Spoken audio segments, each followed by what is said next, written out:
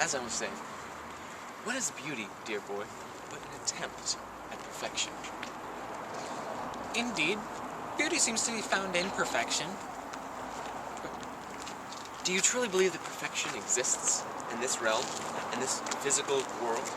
Or is it merely an unattainable state, an idea that ought to be strived for, but never actually reached? I hold the latter to be most obviously true. Surely no one could disagree with this. But if beauty lies in unattainable perfection, then why does the sculptor lift his chisel with the coming of most every morn, with eagerness in his breast for the new day, with high hopes of creating a masterpiece, unrivaled by the handiwork of any man before him? Any mortal man, that is. Why does he work through the tireless night if he does not truly believe that perfection is within his grasp? Undoubtedly, he must believe in his heart of hearts that he can create perfection with his hands, lest he never raise the chisel again. Do you hold this to be true? Undeniable. Thus, it must be so that there exists in all of us the idea of perfection, and that we have a deep comprehension of this elusive thing. Although it may not exist in this realm, perfection undoubtedly exists in some way, shape, perhaps form.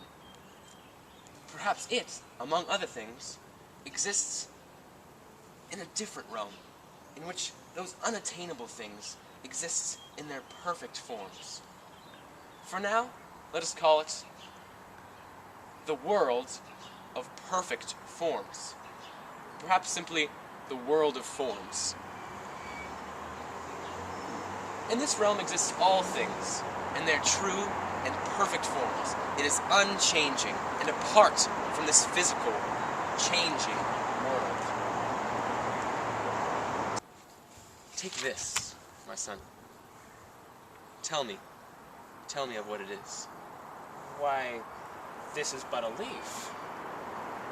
Why do you trust so wholeheartedly that which your eyes tell you? Can you not see that this is merely a puppet?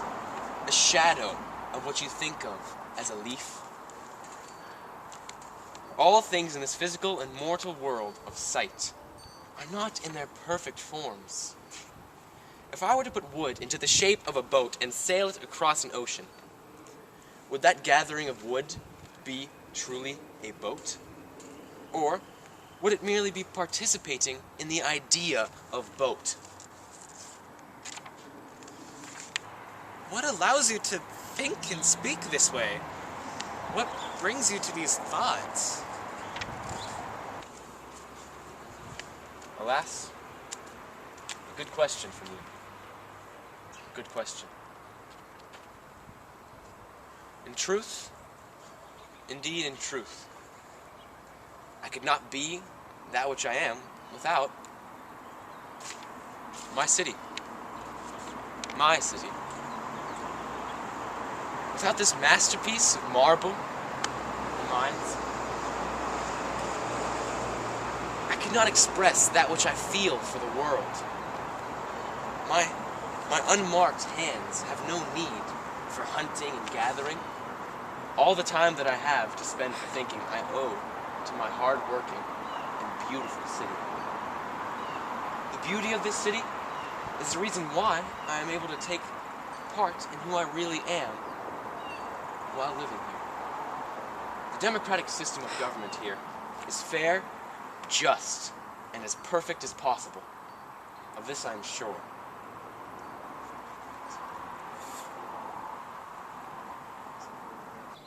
Fair for all, is it?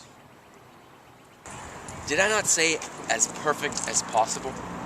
Although not all voices are heard, many more are represented in this style of government than all the others that the world has seen before. After all, should we not limit the circle of those to whom we listen in some way? I went to sleep. In any case, in this city where I can lounge in the streets and express myself how I please without fear, and where I am intellectually challenged every day by some others and not only by myself, I am at home. This is partly why I have never left. I love this city. And this city is my home.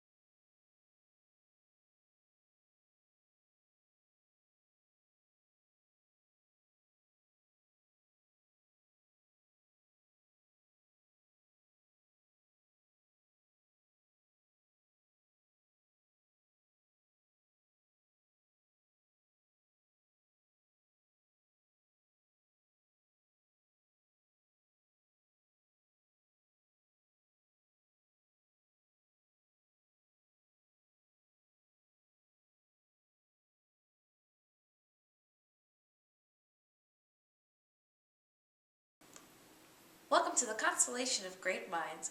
We talk to great philosophical minds in the Athens area. Our next guest this week was recently arrested by the state for corruption of children, disrupting the peace, and asking all the questions. He's currently on death row and will not be released unless he apologizes for his crimes. Please welcome Socrates. Woo, yeah, he the babe. So tell me, Socrates, how do you feel about your sentence? You know, I was actually quite surprised by the balance of votes. I was only convicted guilty by just slightly more than half. Wow, sounds like you feel you deserve this sentence. Are you really admitting that you're guilty of your crimes? Well, if helping people to think deeper, if teaching the youth to question what is around them, rather than just accepting it as truth, if serving my city, if these are crimes, then yes, I am a repeat offender. Serving your city, how do you claim you did that? Well, clearly I am a godsend, put on this earth for the sake of leading them out of the darkness. But, you know, it's okay, because poisoning the hand that feeds you is a common reaction to being helped. After all, I may have been annoying, like a gadfly biting a horse on the arse. But having your eyes open to the light is always going to be irritating. So Socrates, are you actually saying that you feel you don't deserve this sentence? Well, all I'm saying is that I would have preferred an alternative punishment. Oh, well, what would you suggest? I don't know, maybe an all-expense-paid vacation to the Bahamas? That doesn't sound like much of a punishment. Doesn't sound like much of a crime. Well, that's all the time we have. Our guest has been Socrates. You can catch him live this weekend at his execution. Tune in next week when our guest will be Plato.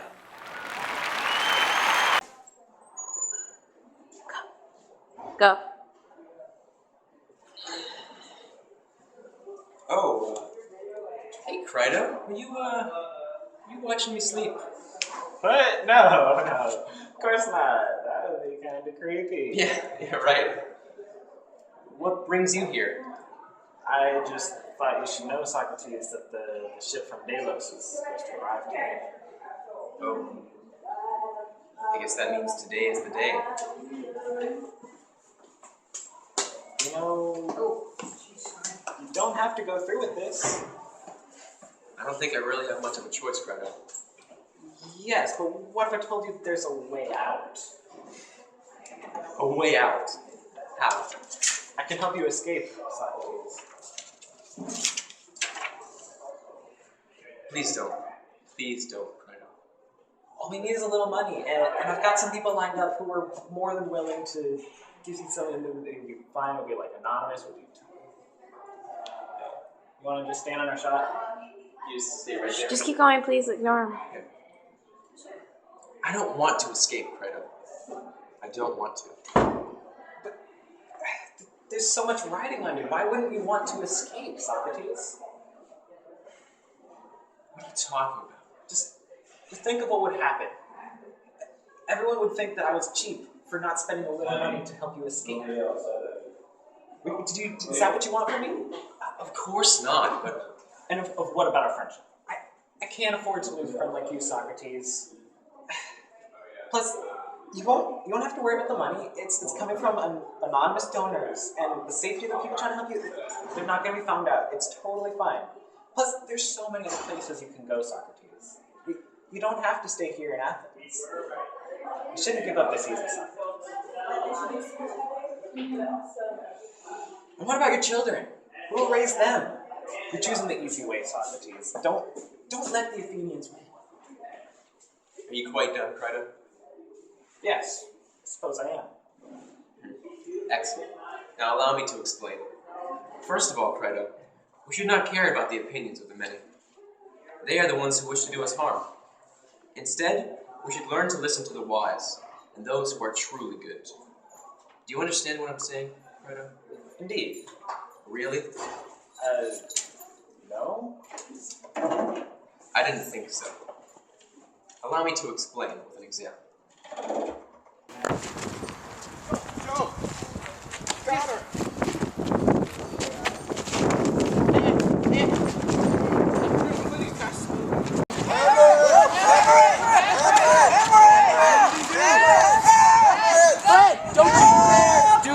Don't you dare do that! Okay? Alright, now throw it back in.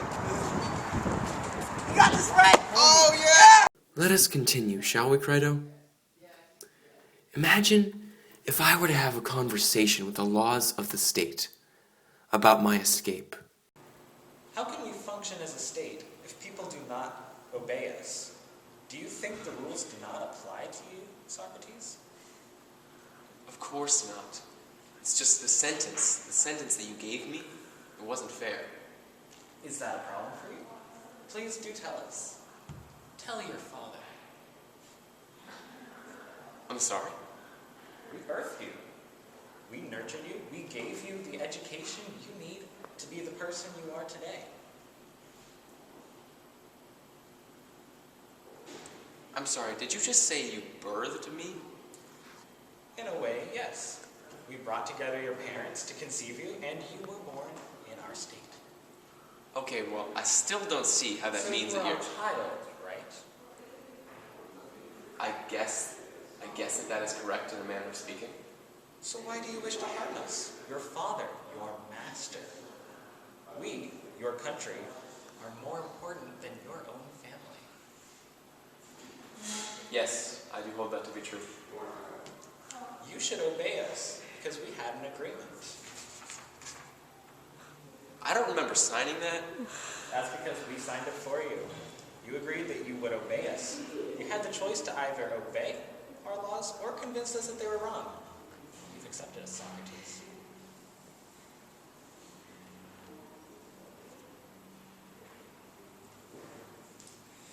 Isn't this the city you love, Socrates? You've never left here. You've had 70 years to leave Athens, yet here you've remained. We even gave you the option to go into exile, but you said you'd rather die. Now, here you are. If you leave, you will not be the only one affected. Your friends will suffer the consequences of your actions. Not to mention, you will deprive your children of the wonderful Athenian life. You're right. You're right. No other state will accept you, unless it is a corrupt one. You would fit in perfectly there. That hurts. That hurts. And when you die, the other world will not accept you either. You'll be considered an enemy, an outlaw. I know the decision I must make. I know. Do you understand now, Crito? Yes, of course.